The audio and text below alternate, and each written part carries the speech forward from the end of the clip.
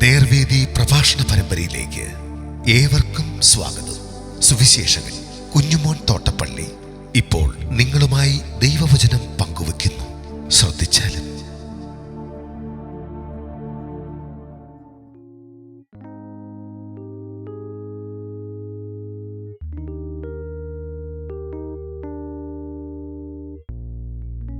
കള്ളക്രിസ്തുക്കൾ ക്രിസ്തുവിന്റെ വരവിന്റെ അടയാളം. ദൈവനാമത്തിന് മഹത്വമുണ്ടാകട്ടെ. മത്തായിയുടെ സുവിശേഷം 24-ാം അധ്യായത്തിന്റെ 4-ാം വാക്യം 23 മുതൽ 27 വരെ വാക്യങ്ങൾ, 36-ാം വാക്യം. ആദ്യമായിട്ട് 4-ാം വാക്യം ഇവ വായിക്കുന്നത് ശ്രദ്ധിച്ചാൽ. അതിന് യേശു ഉത്തരം പറഞ്ഞത്, ആരും നിങ്ങളെ തെറ്റിപ്പാതിരിപ്പാൻ സൂക്ഷിച്ചുകൊള്ളുവീൻ.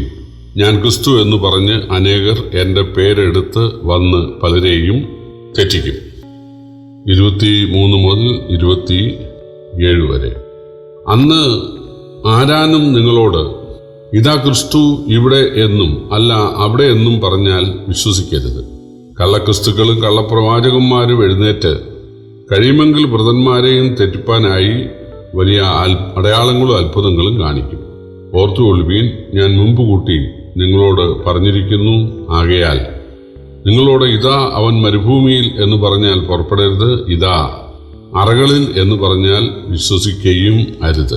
മിന്നൽ കിഴക്ക് നിന്ന് പുറപ്പെട്ട് പടിഞ്ഞാറോളം വിളങ്ങും പോലെ മനുഷ്യപുത്രന്റെ വരവും ആകും. 36-ാം വാക്യം.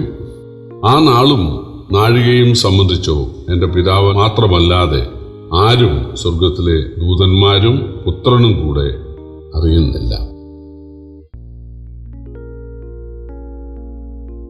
കർത്താവായ യേശു തൻ്റെ വീണ്ടും വരവിൻ്റെ അടയാളമായി ഒന്നാമത് പറഞ്ഞത് കള്ളക്രിസ്തുക്കളും കള്ളപ്രവാചകന്മാരും എഴുന്നേറ്റ് അത്ഭുതങ്ങളും അടയാളങ്ങളും ഒക്കെ പ്രവർത്തിക്കുമെന്നാണ്. പ്രിയപ്പെട്ടവരെ, പിശാചിൻ്റെ ഏറ്റവും വലിയൊരു തന്ത്രം ഡ്യൂപ്ലിക്കേറ്റുകളെ ഇറക്കുക എന്നുള്ളതാണ്. നമുക്കറിയാം, കള്ളനോട്ടുകൾ രാജ്യത്തെ തകർക്കാൻ പറ്റിയ നല്ലൊരു ഉപാധി കള്ളനോട്ട് അടിക്കുക എന്നുള്ളതാണ്. അതുപോലെ പിശാച് കള്ളപ്രവാചകന്മാരെയും കള്ള ക്രിസ്തുക്കളെയും ഇറക്കുമെന്ന് പറഞ്ഞാൽ അത്ഭുതം ചെയ്യാനുള്ള കഴിവ് നൽകി ഇറക്കും, പരിശീലിപ്പിച്ചിറക്കും. മിസ്രയീമിൽ മോശ ഫറവോന്റെ അടുക്കൽ ചെന്നു, നിന്നെ ദൈവം അയച്ചു എന്നുള്ളതിൻ്റെ അടയാളം എന്താണ് എന്ന് ഫറവോൻ ചോദിച്ചപ്പോൾ തൻ്റെ കയ്യിൽ നിന്ന വടി മോശ നിലത്തിട്ടു. വടി പാമ്പായി. ഫറവോൻ പേടിച്ചില്ല. മന്ത്രവാദികളെ വിളിച്ചു, വടി കൊണ്ടുവരാൻ പറഞ്ഞു. അവരും വടി കൊണ്ടുവന്നു. വടി നിലത്തിടാൻ പറഞ്ഞു. അവരിട്ട വടികളും പാമ്പായി. മോശ വിഷണ്ണനായി കാണും. പണ്ട് ഫറവോന്റെ അടുക്കൽ നിന്ന് അല്ലെങ്കിൽ മിസ്രൈമിൽ നിന്ന് ഓടിയതുപോലെ ഓടാൻ ശ്രമിച്ചു കാണും. കാരണം ദൈവം അങ്ങനെ പറഞ്ഞിരുന്നില്ല. നീ വടിയിട്ടാൽ പാമ്പാകും, അവരും വടിയിടും, അതും പാമ്പുകളാകും എന്ന് ദൈവം പറഞ്ഞില്ല. പറയേണ്ട ആവശ്യമില്ല. It's not worth mentioning.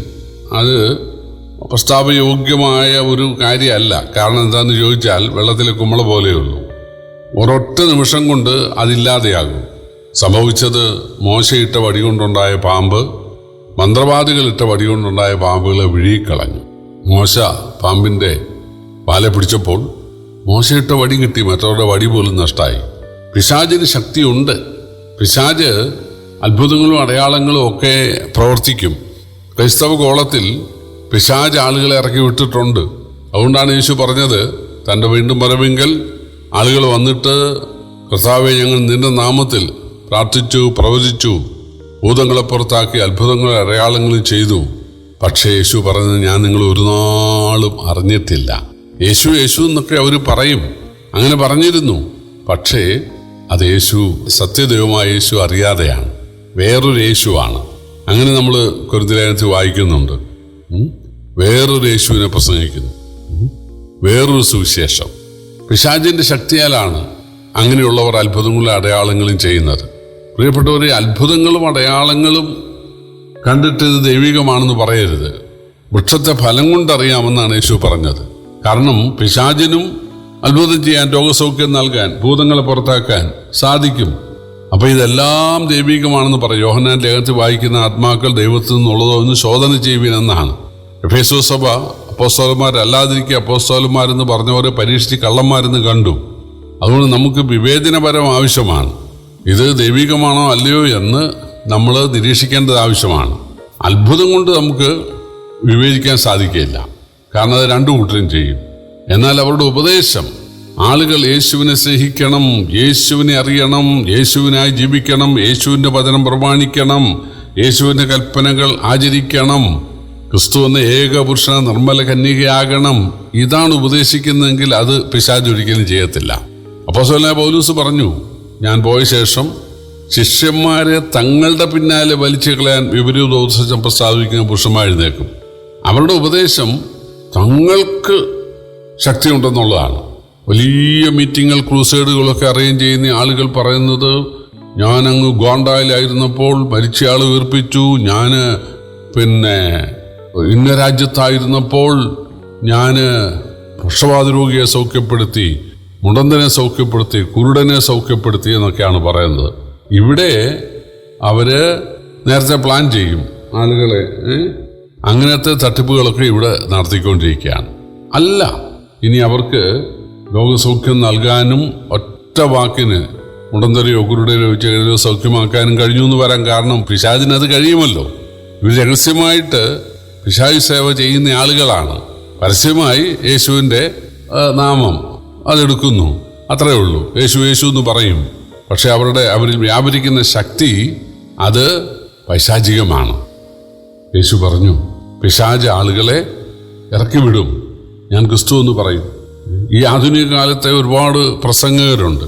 അവർ യേശു നിങ്ങളെ രക്ഷിക്കും, നിങ്ങൾ യേശുവിനെ സ്നേഹിക്കണം, യേശുവിൻ്റെ വചനം പ്രമാണിച്ച് നിങ്ങൾ സ്നാനമേൽക്കണം, യേശുവിൻ്റെ വചനങ്ങൾ പ്രമാണിച്ച് നിങ്ങൾ കൂട്ടായ്മ ആചരിക്കണം, നിങ്ങളപ്പം നുറുക്കണം, നിങ്ങൾ സുവിശേഷം അറിയിക്കണം, നിങ്ങൾ യേശുവിനായി ജീവിക്കണം, മാതൃകയോടെ ജീവിക്കണം, മദ്യം ഉപേക്ഷിക്കണം, നിങ്ങൾ പുകവലി ഉപേക്ഷിക്കണം, നിങ്ങൾ യോഗ്യമായി ജീവിക്കണം, നിങ്ങൾക്ക് നല്ല കുടുംബജീവിതം വേണം, ഏകഭാര്യത്വ കുടുംബജീവിതം വേണം.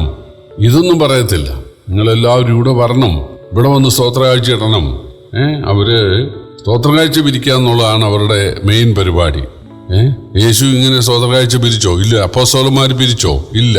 വേദപുസ്തകത്തിൽ എവിടെയെങ്കിലും ഉണ്ടോ നിങ്ങൾ കൂടി വരുമ്പോഴെല്ലാം സ്തോത്രകാഴ്ച പിരിക്കണം എന്ന് ബൈബിളിൽ എവിടെയെങ്കിലും ഉണ്ടോ? അതൊക്കെ മറ്റു മതക്കാർക്കുണ്ട്. അവർക്കവിടെ ഭണ്ണാരമുണ്ട്, അവർക്കവിടെ അത് പിരിക്കുന്ന ഒരു സംവിധാനമുണ്ട്. എല്ലാ സ്ഥലത്തും വഴിപാട് വേണം, കാരണം അതുകൊണ്ടാണ് സ്വർഗം കിട്ടുന്നതെന്നാണ് അവർ പഠിപ്പിക്കുന്നത്.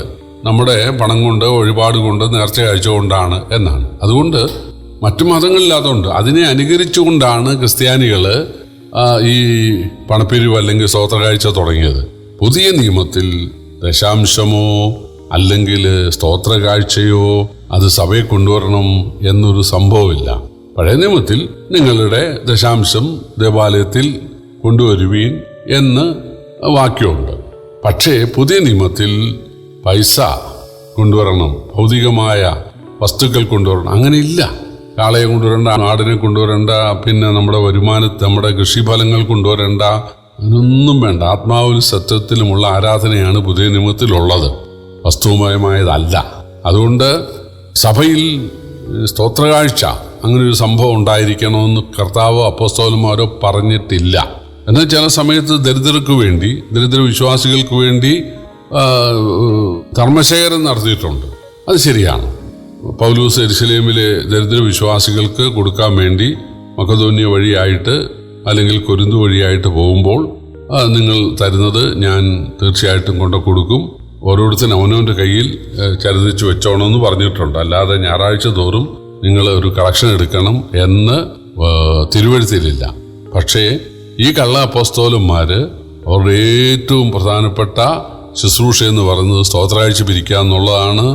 അത് ആഭരണമായാലും കുഴപ്പമില്ല, മൊബൈലായാലും കുഴപ്പമില്ല, അത് പിന്നെ ചെക്കായാലും കുഴപ്പമില്ല, തീർച്ചയായിട്ടും അവർ പിരിച്ചിരിക്കും. അതാണ് അവർക്ക് പണമാണ് വേണ്ടത്. അപ്പോൾ നമുക്ക് വിശുദ്ധ ഫലം കൊണ്ടറിയാം. ആളുകൾ, ഈ ദൈവദാസന്മാർ അല്ലെ പ്രവർത്തകർ, യേശു യേശു, നിങ്ങൾ യേശുവിനെ സ്നേഹിക്കണം, യേശുവിനായി ജീവിക്കണം, യേശുവിൻ്റെ വചനം പ്രമാണിക്കണം, യേശുവിൻ്റെ വചനം വായിക്കണം, അതനുസരിച്ച് ജീവിതത്തെ ക്രമപ്പെടുത്തണം എന്നാണ് പഠിപ്പിക്കുന്നതെങ്കിൽ അത് ശരിയായ ഉപദേശം. എന്നാൽ ഞാൻ അവിടെ അത്ഭുതം ചെയ്തു, ഞാനിത് ചെയ്തു, ഞാൻ ഇവിടെ ഇരിക്കുന്നവർക്ക് രോഗസൗഖ്യം തരാൻ പോകുന്നു, ഞാൻ സൗഖ്യം തരാൻ പോകുന്നു എന്നാണ് പറയുന്നതെങ്കിൽ ആളുകളെ തങ്ങളുടെ പിന്നാലെ വലിച്ചു കളയുന്നവരാണ് കള്ളപ്പസ്തോലന്മാരൻ, കള്ളക്രിസ്തുക്കളാണ്. അങ്ങനെ ചിലര് ക്രിസ്തുവിന്റെ വരവിന്റെ ദിവസങ്ങളൊക്കെ പറഞ്ഞു, അല്ലെങ്കിൽ സമയമൊക്കെ പറഞ്ഞു. പക്ഷെ യേശു പറയുകയാണ്, ഇല്ല, ആ നാളും നാഴികയെ സംബന്ധിച്ചോ പിതാവിനല്ലാതെ ദൂതന്മാർക്കോ പുത്രന് പോലും ദൈവം അത് വെളിപ്പെടുത്തിയിട്ടില്ല എന്നാണ് പറയുന്നത്. അതുകൊണ്ട് യേശുക്രിസ്തുവിന്റെ വീണ്ടും വരവിന്റെ ഒന്നാമത്തെ അടയാളം കള്ളക്രിസ്തുക്കൾ, കള്ളപ്രവാചകന്മാർ എഴുന്നേക്കും. പക്ഷേ മരുഭൂമിയിൽ അത് അഗസ്തു വന്നു, അല്ലെങ്കിൽ ഇതാ ഇന്ന സ്ഥലത്ത് വന്നു, അവിടെ വന്നു, ആ ഹാളിൽ വന്നു, ആ അറയിൽ വന്നു എന്ന് പറയുമ്പോൾ നിങ്ങൾ ഓടെ പോകരുത്, അതെല്ലാം കള്ളത്തരങ്ങളാണ് എന്നാണ് യേശു പറഞ്ഞത്. ഇത് കേൾക്കുന്ന ചില ആളുകൾ പറഞ്ഞത് സുവിശേഷ പ്രസംഗം എല്ലാം കള്ളമാണെന്നാണ്. ഞങ്ങൾ വീടുകളിലൊക്കെ സുവിശേഷം പറയാനൊക്കെ പോകുമ്പം ചില പറഞ്ഞത്, ബൈബിളിൽ എഴുതിയിട്ടുണ്ടല്ലോ അന്ത്യകാലത്ത് കള്ളക്രിസ്തുകൾ വരുമെന്ന്. അന്ത്യകാലത്തല്ല, അതായത് 1-ാം നൂറ്റാണ്ട് തുടങ്ങി യേശുവിന് ശേഷം തൻ്റെ അരുമ ശിഷ്യന്മാരോട് യേശു പറഞ്ഞത്, ലോകാവസാനം വരെ നിങ്ങൾ എൻ്റെ സുവിശേഷം അറിയിക്കണമെന്നാണ്.